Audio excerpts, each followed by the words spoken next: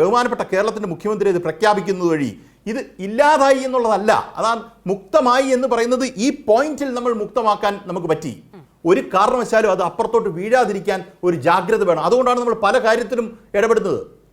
അത് പ്രാധാന്യമുള്ളൊരു കാര്യമാണ്. നോക്കൂ, ഈ പറയുന്ന എക്സ്ട്രീം പോവർട്ടി എന്ന് പറയുന്ന സാധനം മാറ്റുന്നത് വഴി ഒരു സൊസൈറ്റിയിൽ ഉണ്ടാകുന്ന മൾട്ടിപ്ലയർ എന്താണെന്നറിയോ? മൾട്ടിപ്ലയർ ഇഫക്റ്റ് അത് വളരെ ഹൈ ആണ്. അത് ഇവർക്ക് പറഞ്ഞാൽ മനസ്സിലാകുന്നില്ല. എന്തുകൊണ്ട്? ഇതിനകത്ത് രാഷ്ട്രീയം മാത്രം കാണുന്നതിൻ്റെ ഒരു പ്രശ്നമാണ്. ഒരു പ്രോജക്റ്റിനകത്ത് കോൺഗ്രസിൻ്റെ ഗ്രാമസഭകൾ ഉണ്ടായിട്ടുണ്ട്, കോൺഗ്രസിൻ്റെ മാത്രം ഗ്രാമസഭകൾ ഉണ്ടായിട്ടുണ്ട്, കോൺഗ്രസ് മാത്രം ജയിച്ചിട്ടുള്ളവരുണ്ടാവും. ഇവരെല്ലാം അക്ഷീണം പ്രവർത്തിച്ച് അതിൻ്റെ ഒരു റിസൾട്ട് ഉണ്ടാക്കുന്ന പോയിന്റ് യഥാർത്ഥത്തിൽ സംസ്ഥാന സർക്കാരിൻ്റെ കൂട്ടത്തിൽ നിന്ന് ഇവർ ഓരോരുത്തരും ഇല്ലേ? ഇപ്പം രാജു പി നായരുടെ കാര്യം പറഞ്ഞല്ലോ. അത് ഒരു ഇലക്ഷൻ ഇയറിലേക്ക് വന്നു കഴിഞ്ഞപ്പോൾ ഇത് ഡിക്ലെയർ ചെയ്ത് ഇതുവഴി എന്തോ ഒരു ബെനിഫിറ്റ് സർക്കാരിനുണ്ടാകും എന്നുള്ള ഒരു ആശങ്ക കയറിയിട്ട് പിന്നെ ഇതിനെ അങ്ങ് എതിർക്കുക. ഇതുകൊണ്ടാണ് ഒരു കാരണവശാലും കോൺഗ്രസ് രക്ഷപ്പെടാത്തത്.